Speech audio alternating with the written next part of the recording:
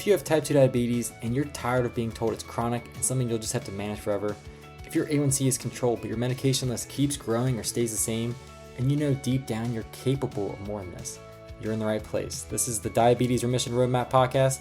We're Brian Bisher and Corey Jenks, two pharmacists who spent over 2 decades inside healthcare. And we started this show because we got tired of watching capable people stuck getting managed instead of rebuilt. Here's what most people aren't told. Type 2 diabetes isn't just a blood sugar problem, it's a muscle and energy storage problem. When your body loses strength and metabolic flexibility, blood sugar rises, and you can rebuild that. On this show, we break the scripts that say more meds are inevitable, you're destined to just manage, remission isn't possible, and instead we teach you how to build muscle, eat in a way that keeps you full, and regain control of your health again. No extremes, no shame, just practical strategies to help you move toward remission and lead your health again. Let's get to work. Welcome back to another edition of the Diabetes Remission Roadmap podcast, coming to you once again live from Ohio. Brian and me hanging out here, and we had an idea for an episode that I think is really important because it's hitting home personally to me right now. Because this week I've been out here visiting, brought my kids. I haven't lifted weights. I haven't gone for a run. I haven't even done my normal rucking, and it wasn't because I was injured or unmotivated. It's kind of part of the plan because every couple of months I'll cycle off and take a week off from dedicated exercise, because we'll get into why, but I think this might surprise some people because we talk so much about spending time building muscle, getting stronger, and I'm actually actively not working on that right now. Yeah, that could be getting you closer to that goal though, right? Yeah, and I'll say this, before I left, I did one more workout at the gym, doing my strength workout, and I do the same 50-minute steady strengthening workouts that we tell our clients to do. Yeah. And I just was tired. And I think everyone has things that make them tired in life, make them fatigued. Exercise is a stress. We can say that. Lack of sleep, which with my young kids, I don't sleep well. I sleep better than him. He does. That's why he looks so young and has all his hair. So all of these things can add up. You get to a point where maybe trying to push farther is actually being counterproductive to what your goals are. And normally, I'm lifting 3 times a week. I'm going on 3 rucks a week. I'm doing a run every week. But I back off because recovery is part of training. Yes. And now when I say that I'm taking a week off, Brian, have we been sitting around here doing nothing? I would say the opposite. Yeah, we've been very active doing other things, going for walks around my neighborhood, taking the kids, tried to go to a Reds game and had to walk back. But yeah, we've been very active, walking around, playing some wiffle ball games. That's definitely been working up a sweat. Yeah. So we're moving around. I'm walking, we're swimming. And this is something where other times we're on vacation, we're going on the beach, we're playing on the beach. I'm doing yard work at home. We're connecting right now. So more important than me getting up and getting an hour run in is spending time with Brian and spending time with my kids and building those relationships. And I would say sleep is on that list, but it's just not in the cards for me right now. So while I'm not doing dedicated exercise, I'm still moving my body. Yeah. And I would say for me personally, just to go off on a tangent here for a second, is that I'm not as regimented as you are. I know that for a fact based on the exercise regimen you just talked about. But I definitely will have dedicated workouts every week and go for rucks, just not as many or not as long. That's why I'm so faster than you when you can visit me. And Exactly. But for me, there's other things in my life right now that I enjoy, like softball, where I'm trying to work around the soreness of that and being ready and prepped. So I'm maybe doing more stretching, more recovery work, more stability type stuff, more speed work. That's why I'm taking a little bit of a break off as well from lifting, just to make sure I don't get hurt around softball. And softball fills your cup. It definitely fills my cup. As I've actually been playing slow pitch softball in my hometown as well. And just as an aside, hit a home run last week. My first over the fence home run in 25 years since I was 14 years old. Congrats, man. Thank you. Bats are better though. But I also don't bag off lifting as much. Anyway, but I think when we go back, and we did an next episode with Dr. Ben, where it was our muscle masterclass episode, one of our most popular downloaded episodes. And he makes a big distinction between dedicated exercise and just movement. And I really think this is an important distinction because exercise is scheduled, it's intense, it's intentional, where I think movement is life. And movement is walking around, it's playing with your kids. I would argue softball, tennis, golf, all of these things are movement, which are important. And so just because you're not maybe doing a dedicated exercise regimen doesn't mean you get off the hook of moving your body. Yeah. Because I think a lot of times people say, if I can't get to the gym, I've failed. No, I think if you can move your body it counts. It counts. Playing catch with your kids. All of these things are things that add up during the day. Yeah. I'll say this is I've heard people as well. People will put those other activities into the bucket of exercise. And I think that's a mistake. I don't think you should look at your pickleball games as exercise. I don't think you should look at whatever other things you're doing as exercise, like your hike. That's just should be an activity that involves movement that does get your heart rate up, but it's about so much more than exercise. Cause then you might look at it as like, oh, like, and then you might actually not, then you might skip out on the actual regimented structured exercise that's going to get you stronger and think that the exercise you're doing with the activities is going to fulfill that role, and it's not.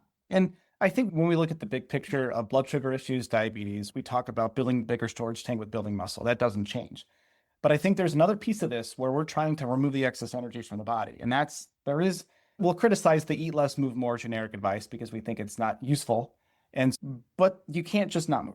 And I think we've developed a society where you really don't have to move. For myself, if I'm getting up, walking the dog, doing chores in the morning, I'm at 1,000 steps before I leave the house, 2,000 steps before I leave the house. Here, less so, as I've been hanging out, waking up a little more slowly, reading books, hanging out, and that's okay. But I'm aware of that. And why would you even back off? And I think that we talk to a lot of people that are in our program, people that are thinking about being in our program that think that they got to go really hard. They do the CrossFit style workout, high intensity exercise, and they get themselves hurt. And then they're on the shelf for 2, 3, 4 days a week, 2 weeks. And it's literally just getting their body back to baseline. But what we're trying to do here is when we train, our body adapts. And that's the goal, is getting our muscles to progressively overload. Our body thinks, honestly, if you do it right, oh my gosh, I'm dying, I need to get stronger. Okay, great. But the problem becomes if you never recover. And part of that is giving yourself breaks between your exercise.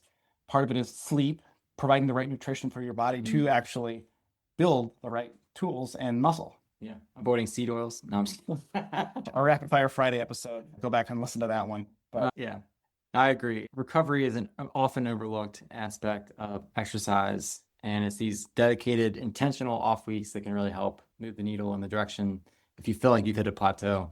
Like, how do you know if you're in one of these? Your performance is lower. You might not feel as motivated. I've been a freakishly motivated exerciser in the morning since I was like 14 years old. It's just become like a ticking clock. And even last week, I was like, I don't want to get up and do this. Quick pause for a second. If you're finding the podcast helpful and you want more practical ideas to help move your blood sugar in the right direction, come follow us on Instagram at Diabetes Remission Partners. We share quick tips, food and exercise insights, and blood sugar mistakes people don't even realize they're making.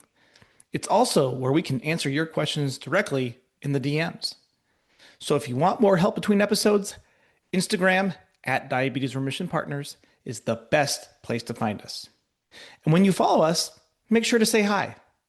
All right, back to the show. So what do you do then? And I think that if it's intentional and you know yourself enough to get back to it the next week, my guess is you're going to actually come back stronger. And really the workouts that we prescribe to people, the minimum effective dose workouts, they're designed for maximum growth and maximum recovery. Because we're talking twice a week. So you're getting 3 to 4 days between each workout. Yeah. Because your body actually legitimately needs that time to recover. And I've seen variations of what we tell people to do that's literally once a week, and you can still get muscle gains. So I think that, and as myself, as I approach 40, my ego wants to say, I just need to go harder, harder, harder. When in reality, you might be surprised. And I think for those that train regularly, you're afraid to back off. I know we've had clients come to us doing Zoom, dance class, all these things every day, and they're afraid if they stop doing it, their sugar's going to spike. And I think that one, they're not recovering, their body's stressed, and they're not building the right muscle anyway. Just got to go smarter, not harder, harder. Oh, wow. That's deep there, Brian. And I think a lot of people that find themselves with blood sugar issues, you might be like a high achiever in other areas of life. We've had business clients who are really good at business or other aspects of their life where they're really high achieving. And they think that when they start doing something, they have to go really hard. And they struggle to actually stop and take a break and let their body recover. And really, I think this is a lifelong pursuit. And our egos don't like to say that we need to back off sometimes, but sometimes you push and sometimes you recover. Yeah. I want to go back to talk about motivation for a second, because you say you weren't feeling motivated and that you took that as a sign that maybe you need to take a week off. What do you do if you're on that cycle, if you just don't feel motivated all the time? Because I think if you kind of use that as like, oh, I need to take off because I'm not feeling motivated. That's what Corey said. No, only during certain periods of times. Because we talk about not having perfect discipline, but I think you do have to have a level of discipline where you don't feel like doing it, but you do it anyway because it's on your schedule. Yeah. So if you're like, you've been repeatedly doing workouts and all of a sudden you're like, just don't really want to do this. Maybe when's the last time I took a week off? Oh, okay, it's been a while. So let me do that. Take a week off. You're intentional about it. And be like, all right, next week I'm going to do it. But then you're like, you got out of that routine. So then you got to get back in that. And I'm going to tell you right now, that first workout, you might not feel motivated to do it. And you just have to do it anyway. And that would be implementing some discipline. And this is where we'll admit our bias as coaches, but last Wednesday, I didn't feel great. I feel like doing a big workout. And I have once a week, I go to a coached workout and I did more than I would have on my own. And so simply showing up with a coach to push me got me to where I needed to go. And I kind of looked, that was like the tactical day. And I looked at the strategic picture and also working within your life. I think that's what we try to do as well, is understanding that these are your routines, your exercises need to work in your life. This week, I have a week of travel between being here, a golf trip with my dad. I'm not going to have my normal gym access. It's not going to be my normal routine, but I know I'm going to be active. I'm going to be playing golf with my dad. I'm active here with my kids and with Brian. So if I'm going to pick a week to strategically back off my lifting and back off my cardio routine, this kind of works because I know I'm going to be walking. I know I'll be up in the mountains playing golf. I'll get up in the morning and do a nice walk in nature before I play golf all day. So if I plan them around my travel when I know I'm not going to have the normal access. Yeah. Actually, that makes you a better travel companion, but then you're not super focused on your regimen. You're like, no, hold on, I can't go do this with you because I gotta go work out. And I think I've been there in the past where I was so obsessed with working out and not missing a day, where I was like leaving my family from our beach place to go drive to a gym 15 minutes away, inconveniencing myself and my family just to get a workout in, when I could have just been more active there or embraced the different environment and done some push-ups and squats and taken a week off, but still been active. This past time in Florida, I didn't do that. We stayed at the place the whole time and played a lot of pickleball, played tennis.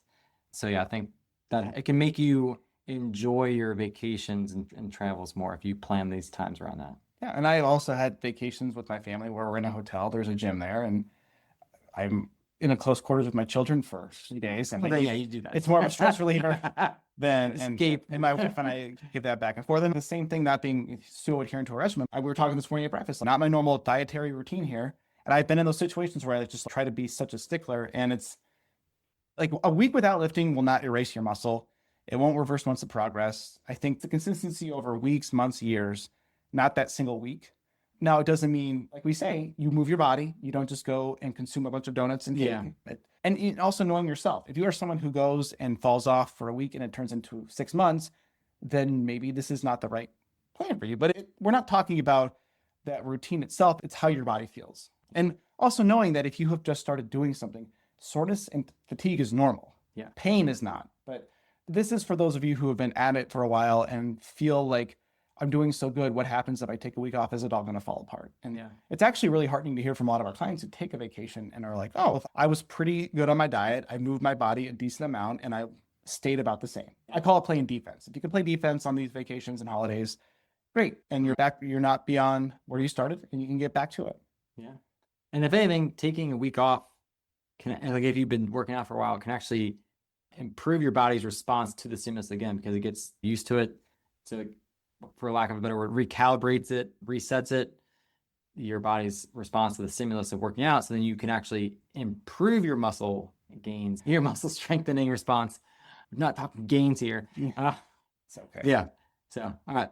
What we got? What are the takeaways here? I think the big takeaway is listening to your body, understanding that like taking a break from your strength training and fitness routine isn't the end of the world, but understanding the difference between exercise and movement.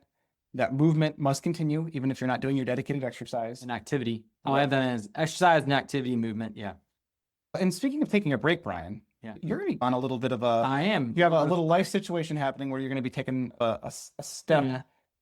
You're going to be a forced break.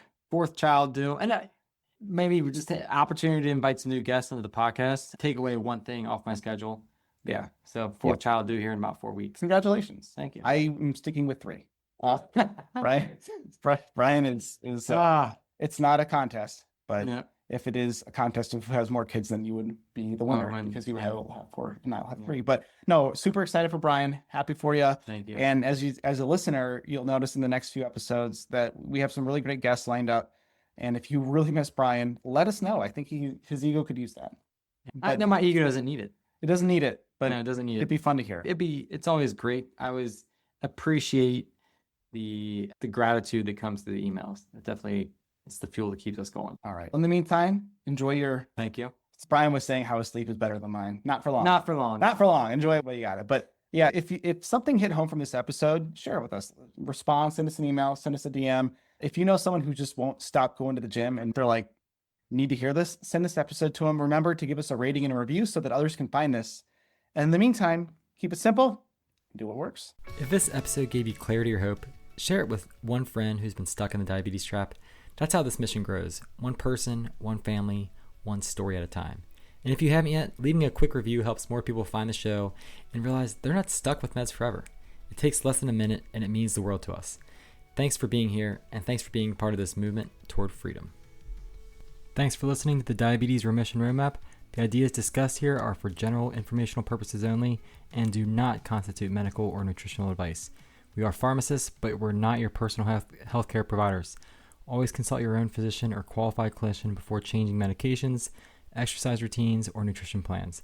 Results vary, and what works for one person may not work for another.